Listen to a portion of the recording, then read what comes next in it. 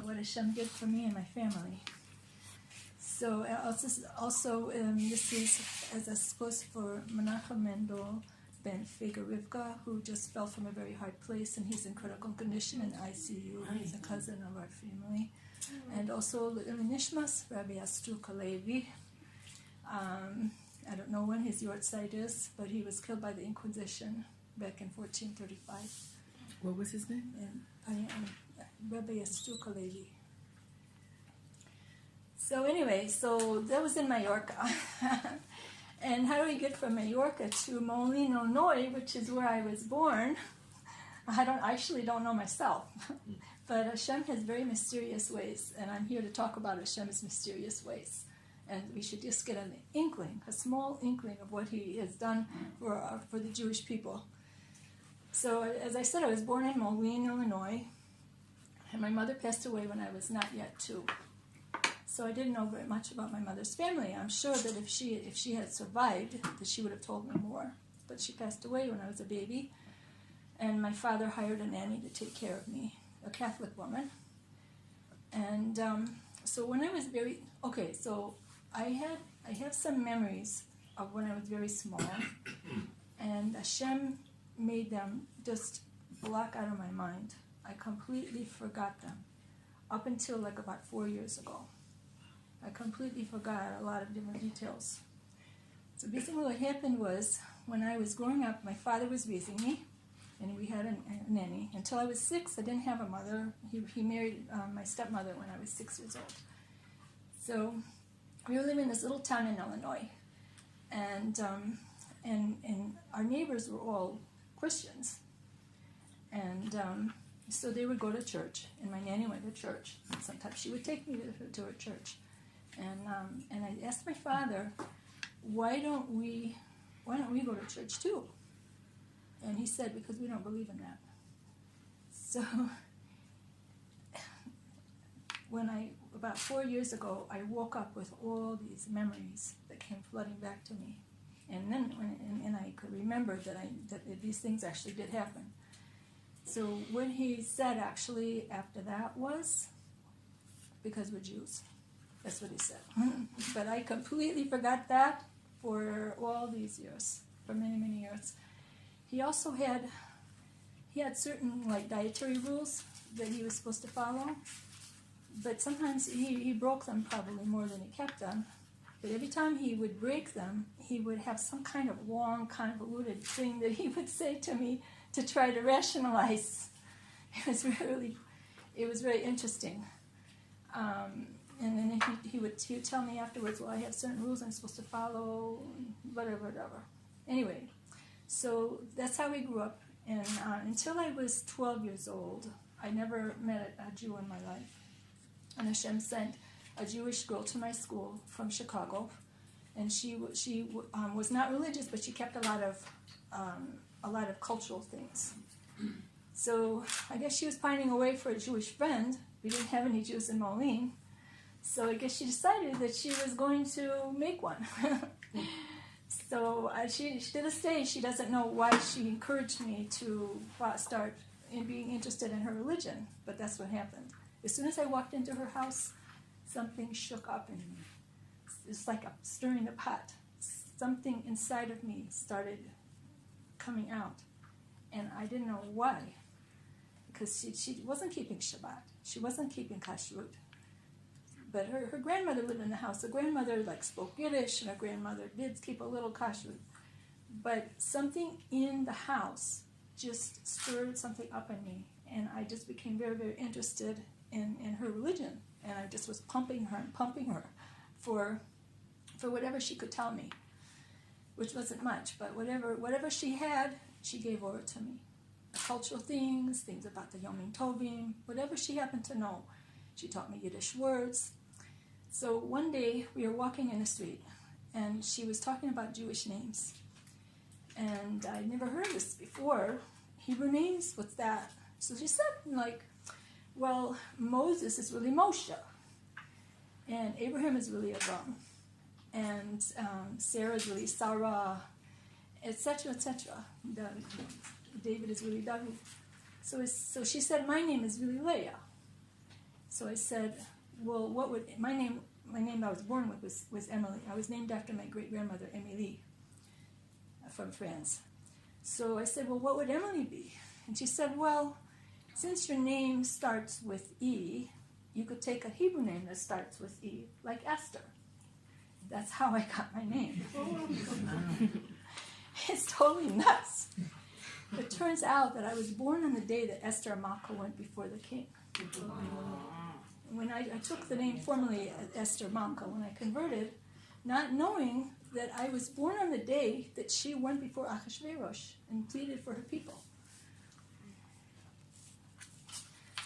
So, but I'm getting ahead of the story a little bit. So we grew up like that in Moline, Illinois, and I learned a lot from her. She gave me her Hebrew materials, and I learned how to read Hebrew. Baruch Hashem, I taught myself about the Aleph base. So my father had already married a woman. Her name was Martha, and she didn't care about Jews. And so whatever my father had happened to have told me when I was very little, and whatever my father happened to be keeping, as soon as he married Martha, that was the end of it. So it turns out that my own mother actually, believe it or not, my own mother came from Bnei Anousim. I don't know that much about my father's family. He had Spanish names in his family. He had names like Pereira and Mayo and Hassan, but I don't know anything about them. But I know a little bit more about my mother's side because, so I was getting a little bit ahead of myself. So anyhow, I grew up in Moline, and I started, learning about Judaism.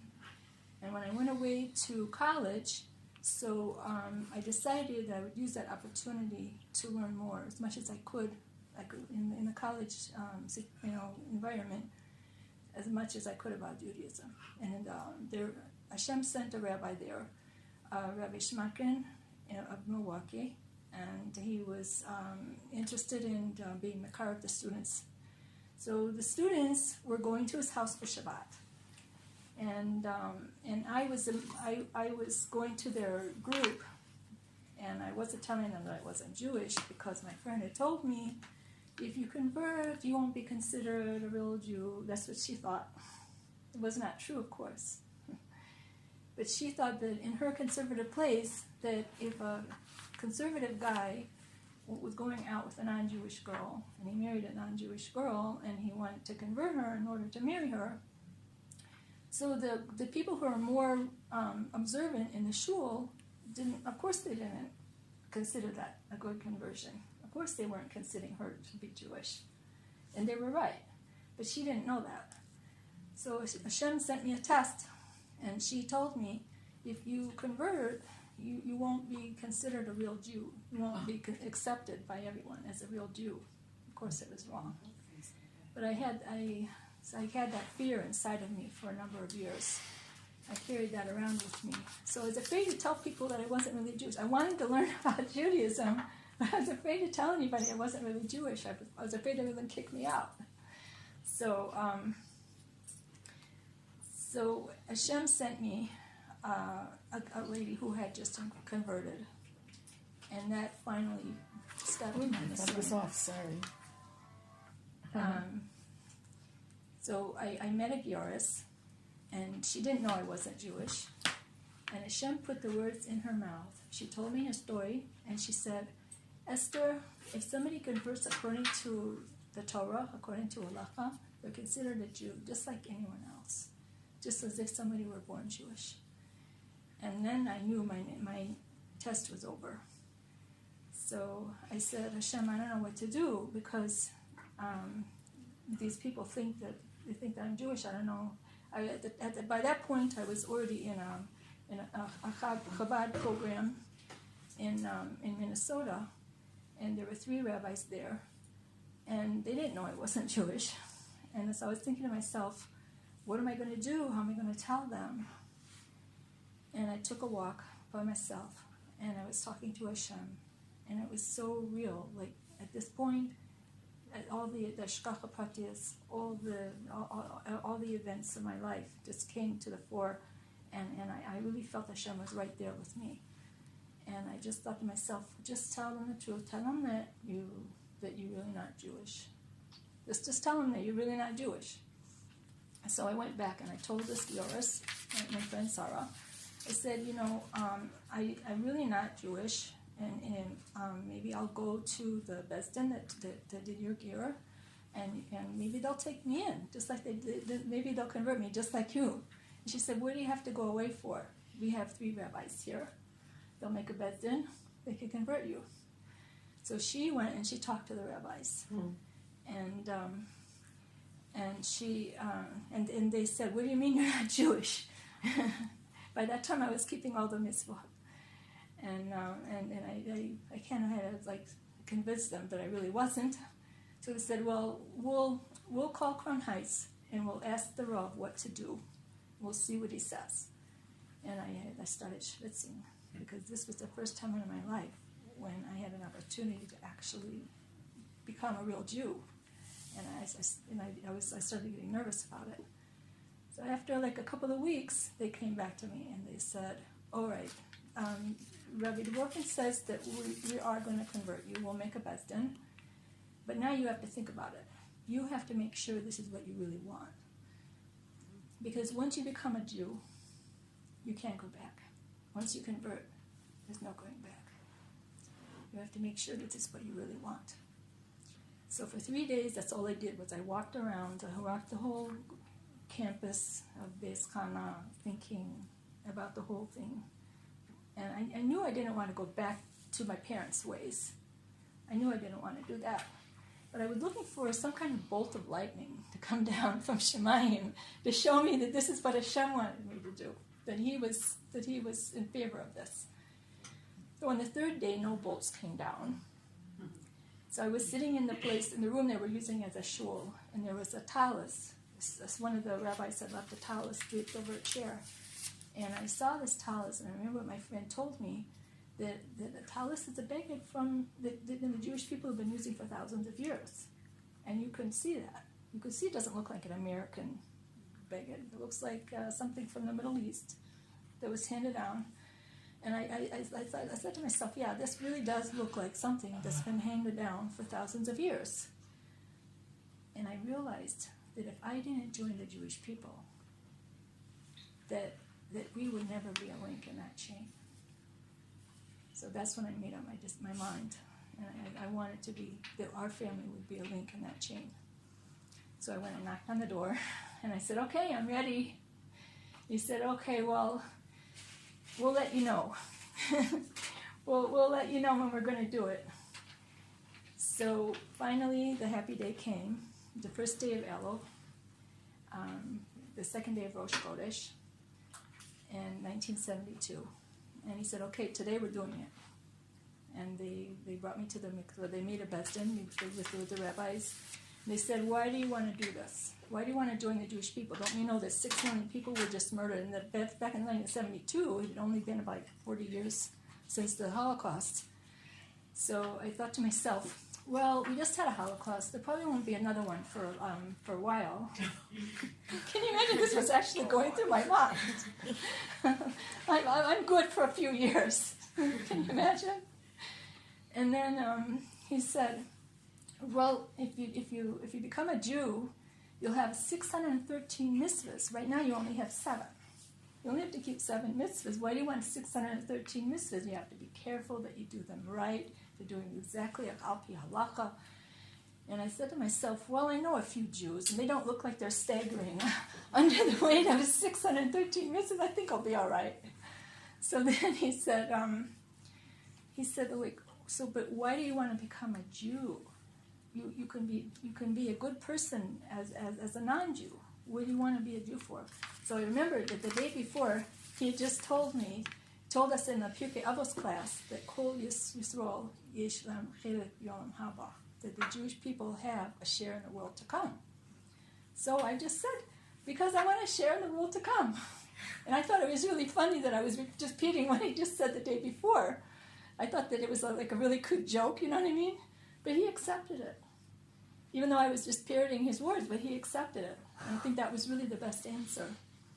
The joke is really on me, because Baruch Hashem, it's been 46 years, and now I appreciate what it really means to have a chiluk in olam haba, a share in the world to come. It's forever. We're here in this world to do the mitzvahs that will earn our reward, to be with Hashem forever. Now I understand what that means. So anyway, that was the 1st of Elul, 1972, and Baruch Hashem, I went to Crown Heights. I went to a special program in Beis Rivka for a year, and then I got married, and Baruch Hashem, I had children, 5 children. They live in the New York area. One daughter in Brooklyn, these are her girls. And they go to Beis Yaakov, and Baruch Hashem, and I have a daughter in Monsey, New York, and I have 2 sons in Lakewood, and I have a daughter in LA. And Baruch Hashem, they all are going in Hashem's ways and raising their children in Hashem's ways, and it's a tremendous amount of nachas for me. So we lived our lives. I lived my life as a Jew for 44 years, and Hashem started sending me. He started sending our family people who were studying for Geras, Spanish people who were studying for Geras. And people who had heard my story, how I went into my friend's house and something got stirred up inside of me and I didn't know what it was. It was kind of some kind of a neshama thing. They would say to me, "You must be descended from Jewish people," because and also the track that how I started doing the mitzvahs right away, and I started it was like a very fast track, and it was like boom like that. So people would say, you have to have zchus avot. You must be descended from Jewish people. So I thought to myself, how am I descended from Jews? Because I completely forgot about what my father had said to me. That whole thing was completely blacked out. So I said, well, my great-grandmother was from the south of France. Her name was Émilie Pelletier. So maybe that has something to do with it. Maybe south of France, right next to Spain. Maybe it has something to do with it. So when these Spanish girls started coming to our house, so my daughter said, we really should look into this thing. Because we're telling these girls, oh, wow, maybe we're also descended from Bnei Anousim, And it's like, why don't we just find out, for heaven's sakes? You know what I mean? So that'd be so cool, So I just want to say for 1 second that I mentioned on my mother's side. So I completely forgot that my grandmother's family were keeping some things. Like, for instance, my great aunt told me, my great aunt and my grandmother, her sister, were living in a house together, and my great aunt never had any kids. So she kind of saw me as the next generation. She had this desire to give over to me. So she would tell me stuff that my grandmother didn't bother to tell me because she didn't have this urge, She would say, well, we don't eat pork. It's just an unclean animal. It's just so dirty and unclean and it's not healthy for you. But I never tied it in with kashrus because she was not saying we don't eat pork because it's not kosher. It was only later when I read about what people, the descendants of the Bnei Anousim used to say. They didn't say that we don't eat pork because of kashrus, because it's unclean. It's not healthy for you. It gives you a stomachache. So anyway, and also she tried to teach me how to sweep the floor in a special way, where you start from the corners and you go to anybody know what I'm talking about? Say it again. So you're not supposed to sweep the dirt past the door. You have to start from the outside to inwards, because it's not respect to the mezuzah. There might not be one. There used to be one, but when there used to be one, it was not respectful to sweep the dirt past the mezuzah. So therefore, you start from the edges of the room and you work yourself inward. I didn't realize until many years later that this is what the Bnei Anousim used to do. And people were burned at the stake because of that. because their cleaning ladies would tell on them, that this is what they were doing. Anyway, and also they wouldn't eat milk with their meal. They said if I wanted milk, I had to have it beforehand. I didn't tie any of this in with kashrus or anything. Only later did I realize what was going on. So anyway, back to my story. So my daughter consulted like an historian, somebody that she knew that was into history, and she said, "Do you think it's very possible that my mother's my mother's great grandmother from the south of France? Do you think it's possible that there's any shaykhus to Spanish Jews?" He said, "Oh yeah, you could think about that. Definitely, you could think about that." So finally, we decided. Oh, another thing. So my grandmother and her sister had told me. Does anybody know what Huguenots are? Okay. The freedom seekers from France, religious freedom seekers going to South Africa.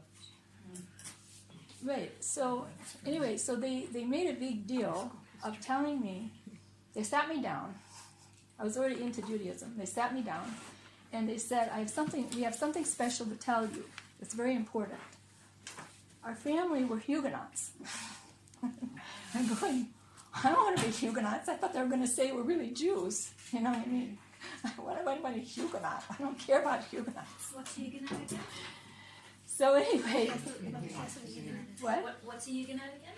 Oh, so it's the Reformed Church of France. It started before that. It was really kind of like there was a sect in the south of France. They didn't believe in, Yeshua. They believed he was just a man. But they were following, they believed that they were the real Christians, but they were also Jews somehow. Like Messianic Jews? But they were Jews? I think that there was some descendancy, because in the south of France there was a lot of different Jewish history in the south of France. Anyway, so they told me that they were Huguenots, whatever that means to you, and so after 44 years of living as a Jew, I went online and I just Googled crypto Jews in the south of France, and I got Huguenots. Wow. Evidently, this guy named Sassini or whatever. So he says that a lot of the Bnei Anousim that were escaping from Spain, when they escaped across the border from Catalonia or whatever to the south of France, they weren't home free because France had kicked out their Jews around the same time. They had already kicked out their Jews, so they couldn't live openly as Jews. What were they supposed to do? The choice was either pretend to be a Catholic or pretend to be a Huguenot. And it was more advantageous to pretend to be a Huguenot because they had a whole vocation. They were glass blowers and weavers, silk weavers, and they could travel, and they could also have access to a Bible, whereas Catholics were not into that. So it was, and they didn't have to bother about the saints. They didn't have to bother about all that stuff. So it was more advantageous, and also the Huguenots liked them.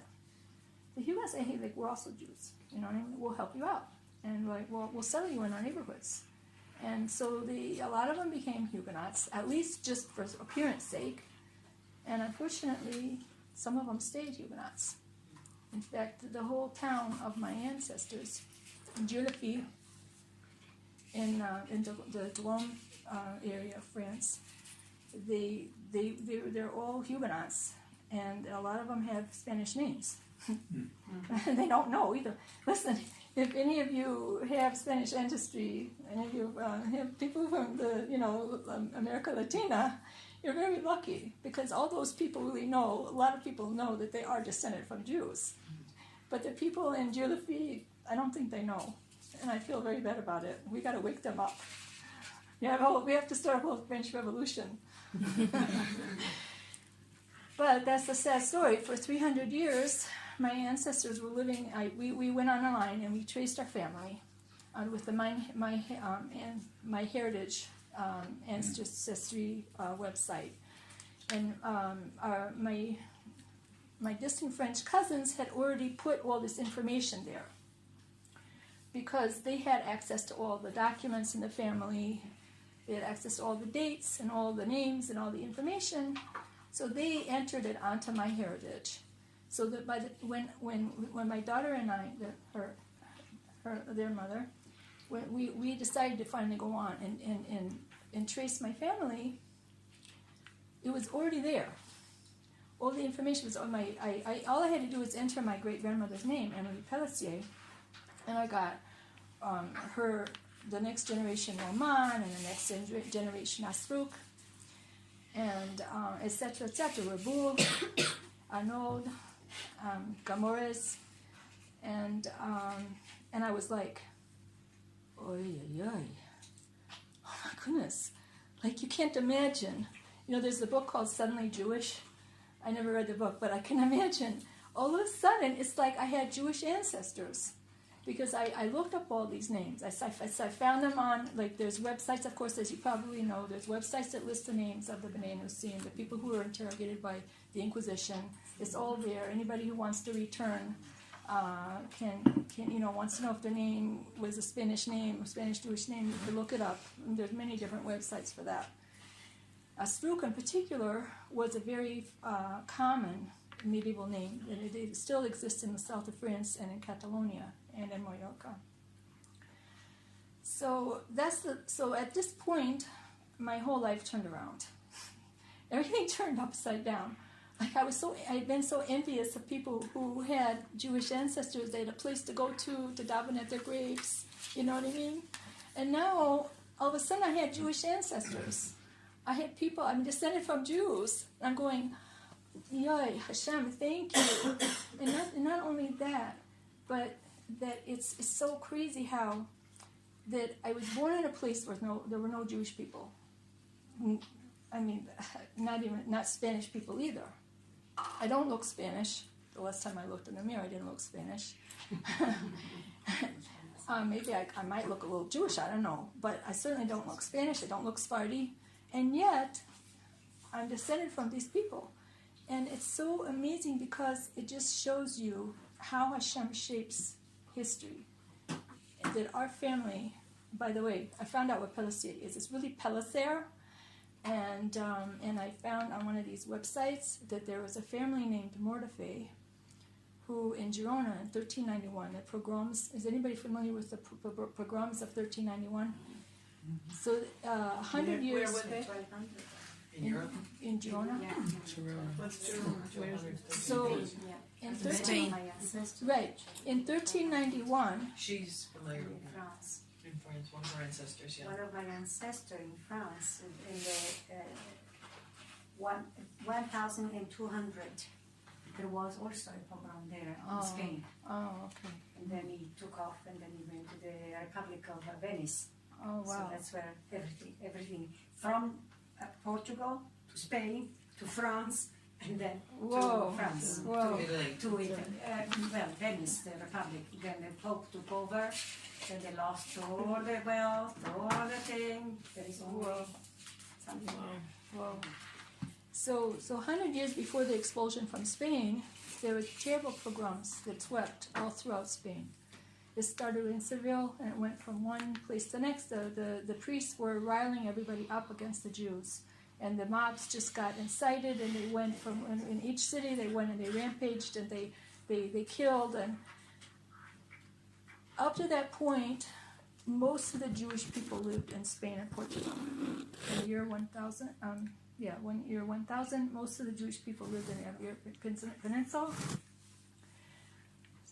In 1391, about almost half of the Jewish people in that place got killed. And there were 400,000 converts, forced converts from that whole episode of 1391. So evidently, there was a family named Mordefai, and when they were forcibly converted, they took on the name. They took on the name Pellicer. So I think I don't know what the direct link is to my great grandmother, but evidently that's the name. So it's unbelievable It's mamish incredible what Hashem has done. If these people were our ancestors, that after 500 years we came back. 500 years. And also the funny thing about it is that the customs that these people kept, it's like you have to keep these things. They were holding on to them by the skin of their teeth. You must not stop, even though you don't know why. You don't know what you're doing. Even people who became Huguenots were still not mixing meat and milk. They were still sweeping the floor in a funny way. And they still had some kind of feeling that we were... I overheard my grandmother arguing with her sister. Her sister wanted to tell me the Spanish connection, but my grandmother didn't want to. She just wanted me to be like everybody else. She didn't want me to feel like I'm different. She wanted me to just be a good, American girl and, not, anything different. I overheard them arguing with each other. One was saying to the other, okay, you could tell her about the Huguenots, but don't tell her about Spain. So evidently they did know something, but they didn't want me. It was like the big cover-up. And my father, too, he knew something. He knew that there was, like one time we had his friend from college came to our house, and at one point he said, you Jews are all alike. I'm going, what? And I said to my stepmother, I said, what is he saying? What are you saying? She said, it's just because our name is Harris, but it has nothing to do. My father knew something, but he didn't want me to know. Nobody wanted. It was the big cover-up. Talk about crypto Jews. This was crypto. But Hashem made it all come out in the end. He made it all come out. So about a year ago, I discovered quite by accident. So I was reading a Chabad article, and it was all about the debate on Tortosa. And it took place the 17th of Tammuz. There was a debate. The renegade, a Jew who had become a Christian, he was levying accusations against the Jewish people, against the Talmud, and he convinced the Pope to organize a debate in Tortosa, Spain. And there were a few rabbis that took place in this debate on behalf of the Jewish people. So I'm reading this article, and one of the rabbis' names is Rabbi Esther Astruc. And I'm going, that's weird. There actually was a rabbi with our name. So I started looking up on my heritage. I started looking up the name Astruc, and I didn't find that one, but I found a different Rabbi Astruc who lived in Mallorca. And in 1435, before everyone else, in Palma, Mallorca, they had a mass forced conversion, and just about everybody in Mallorca was forcibly converted. And they killed the rabbi. The rabbi of the community was Rabbi Astruc, and he was burned at the stake. So I did some more searching on my heritage, and I found out that there's a whole segment of Jews from France, from the same area as my family, who consider Rabbi Astruc to be their ancestor. I don't know if it's true or not, but so evidently I read, you could read up about this Rabbi Astruc if you find the right place. So at the time I found that his descendants, a lot of them fled to Morocco. So anyway, so that's why I'm dedicating this to the memory of Rabbi Astruc, who was killed in 1435, I don't know the exact date. So it's like, this is it, wow. This is like incredible. So I was able to search quite a few generations back on my mother's side. I was not able to get anywhere searching back on my great-grandmother's side. I couldn't. She was from Switzerland. I couldn't get back any farther back. So I said I emailed one of these French cousins that had put the information on my heritage site. I said, I don't know what to do. because I can get pretty far back with everyone else, but I can't get any farther back with my great-grandmother's great-grandmother, Testuz. So she says, I know exactly what you could do. I know a link to the French National Library, an archive in the French National Library, Gallica, and it has a nice family tree of your whole family, from your grandmother all the way back. I'm going, whoa, you know? So she sent me the link, and when I went onto that link, what came up was a story about Antonio, prior of Crato, in Portugal. I'm going, I don't want to be descended from some prior of Crato, for heaven's sake. So at first I didn't read it, but I did read it eventually. I wanted to think, what's the story with this thing? It turns out that this thing was in French, and Baruch Hashem, I know French. I studied French. It's a story of, you're not going to believe this. You're not going to believe this. So what happened was, everybody heard of King Manuel? Boo. So King Manuel, he was a king in Portugal, who took the Jews after they were expelled from Spain. He took a lot of Spain's Jews, but he was not very nice to them. So his son, believe it or not, saw a Jewish converso woman. Her name was Violante, or Yolanda, and he fell in love with her. Believe it or not. It sounds absolutely crazy, no? That the son of Manuel fell in love with a Jewish woman. She was a converted woman, but he fell in love with a Jew. And they were secretly married, and they had a son, Antonio, and he became king just for a short period of time. But his cousin Philip of Spain did not want someone who was a Jew to be king over Portugal. So he sent an army, and his army defeated Antonio's army, and Antonio had to flee for his life, and Philip took over Portugal for a number of years. So Antonio fled to Azores, and then he had to flee to France, and that's where he died. So believe it or not, I'm descended from this person. And if anybody wants to see, I'll show you the link too. So I don't know if that's crazy or what. It's totally. I know you don't believe me, right? Of course. What's not to believe? What? What's not to believe? Some people are telling me this story and they look at me like, you know. So on the one hand, I'm descended from converso people. On the other hand, I'm descended from Manuel. That's not too great. And he married the daughter of Ferdinand and Isabella. Ooh, this is very bad. What do I do?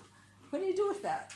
Wait a second, that means you're descended from Ferdinand and Isabella? Well, see, when Manuel took in the Jews in 1492, so 5 years later, he wanted to marry the daughter of Ferdinand and Isabella. So they said, if you want to marry our daughter, and her name was Isabella also, if you want to marry our daughter, you have to kick out your Jews too, just like we did. But he didn't want to. So he had all the Jews gather in the port, and the priests sprinkled holy water, unholy water on them, and the abracadabra, now you're not Jews anymore, you're all Christians. And now, if you're doing your mitzvahs, we're going to get you. So, but... So the daughter of Ferdinand and Isabella was the mother of Antonio? No. She didn't survive. She died in childbirth after 1 year. So then later, he married her sister, Maria. So Antonio's mother was Maria. So you're descended from Ferdinand and Isabella? Yeah, I know. Wow. Yes. I'll never forget the day that I found it out. I was about to go from their house. I was about to travel on the bus back to Muncie, and I just wanted to know what the bus schedule was. And they were saying, the recording was, please, sorry, but our schedule is down. You know, the computer is down. We can't give you the schedule right now. Call back in a little bit. And I was just in the process of adding all the names from this tree that this lady had given me. It was started with my grandmother all the way back to to Portugal, I was putting all the names from this tree onto my tree, on my heritage. And while I was waiting to get the bus schedule, I was like, I got up to the point where it was Manuel, and then he married Maria, and then I could trace it on my heritage because it's all very well known. It's all the history is well known, and I'm going, she's descended from Ferdinand and Isabella. You can converse those also, so that's okay. Oh my gosh. I wanted 2 plots, I'm telling you. I didn't know what to do with myself. Like, who am I? What am I? The only thing is that the only consolation was that if I'm a Gyaris, that means that I'm not really anymore descended from my ancestors. That I'm the daughter of Avram and Sarah. Right. And so, phew. But I was really pretty upset. And I went downstairs. I decided I'm not taking the bus. I'm Amish. I was like this. I was shaking.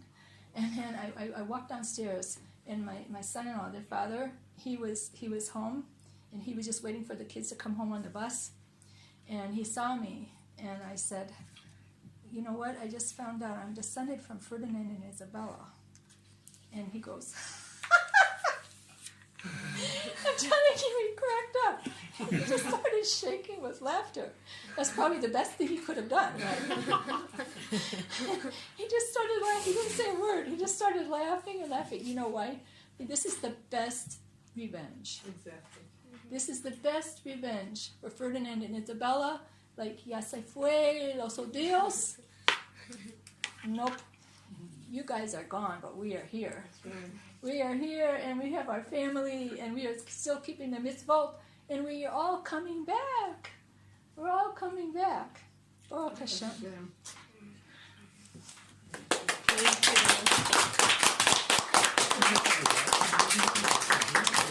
live here now?